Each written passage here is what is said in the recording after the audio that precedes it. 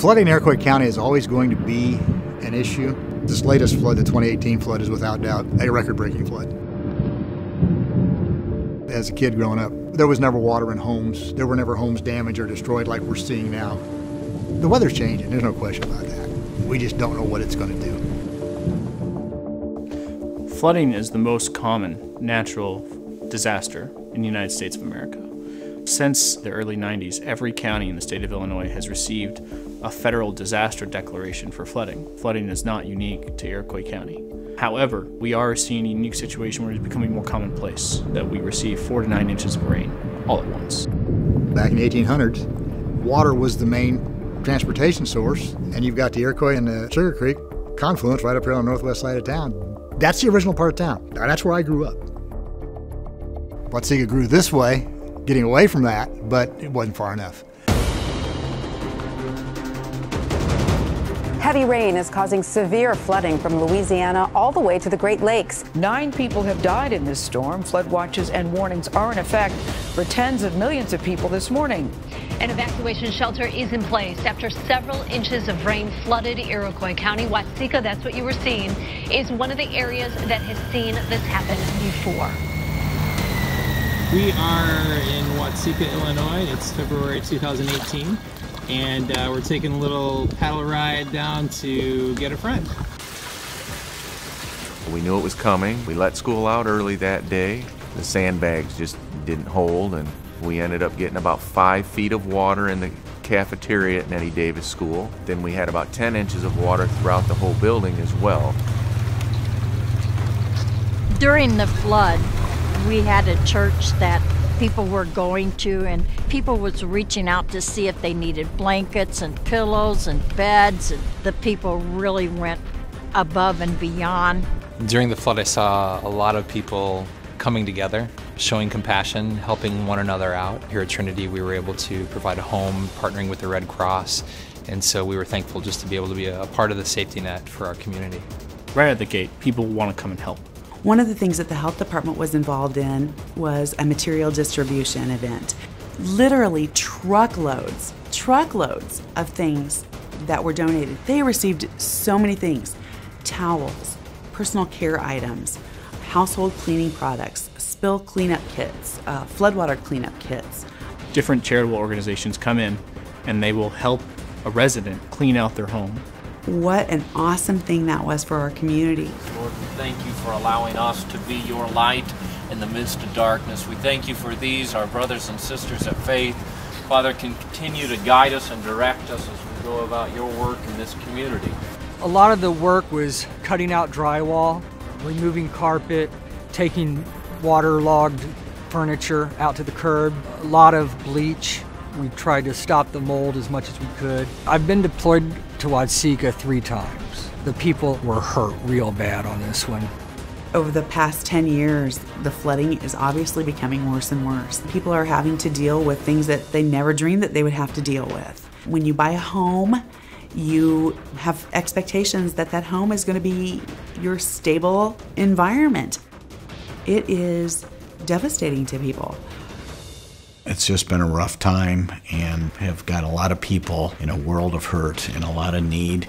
But the spirit of Watseka, the spirit of Iroquois County, and the spirit of the people to band together and help their fellow neighbors is what's been key. This is a whole different animal than 08. Not that it wasn't bad in 08, but I think the key is we had 10, 15, 20% damage. Well, in 2008, Watseka experienced 2 devastating floods, one in January and then about 3 weeks later in February. The community hadn't been hit with a devastating flood like that in many years. After the initial relief, after the grants, after the insurance proceeds, the needs that they still have, they're unmet. This is where the Long-Term Recovery Committee came in.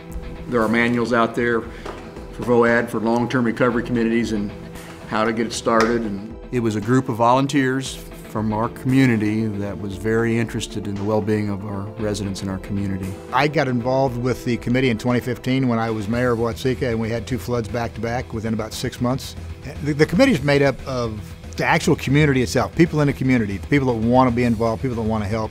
Right now we've got a lot more people involved than ever before. Financial institutions, local merchants, churches, government, pretty much every walk of life that you can think of. And then just really the grassroots of just down-home people that are just caring for their fellow neighbors. It's not just 5, 6, 7 people that are sitting there making these decisions.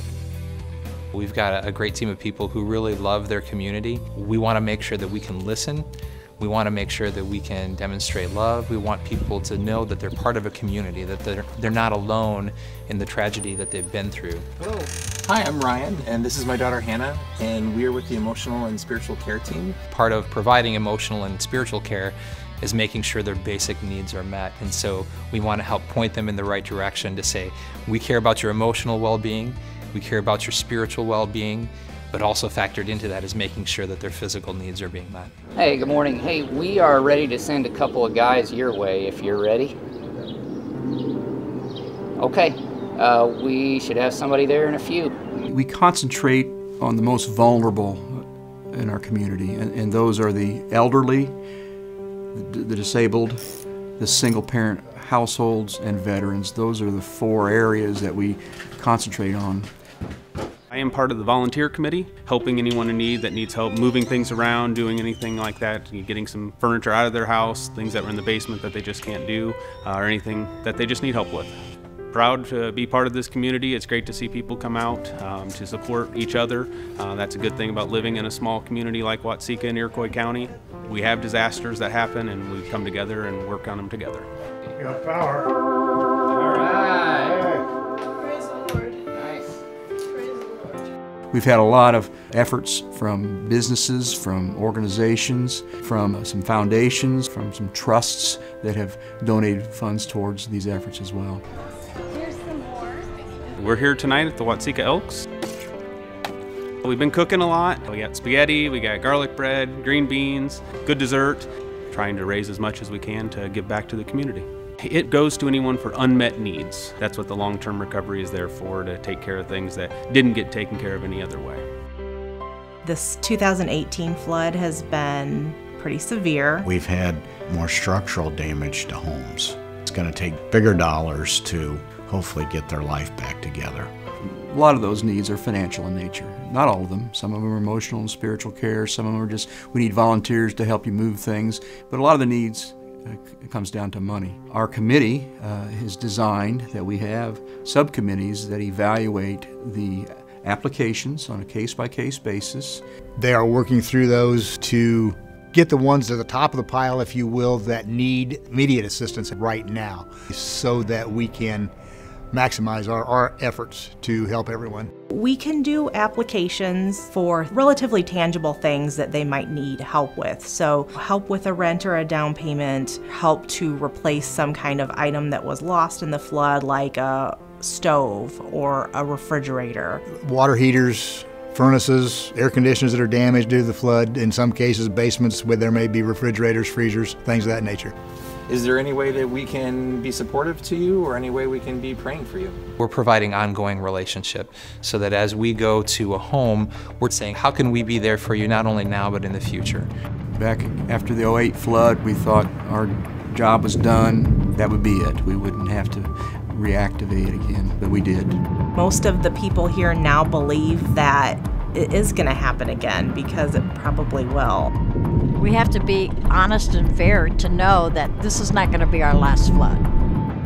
The problems that caused the flood haven't been fixed, and that's not our committee's mission. But it needs to be a mission for somebody, some bodies. We're not going to be able to stop flooding in Iroquois County.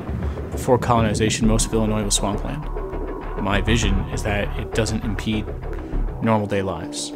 That's the direction that we need to move in, to try to eliminate the despair that continually impacts these people. I know a lot of people that were here in 8, were here in 15, and were here again in 18. The resiliency of not only the people in Watseka, but the entire county is amazing. It's amazing to me that the minute the phone call goes out or the emails go out, everybody's ready to set up a meeting and let's get rolling and see what we can do. These people always bounce back.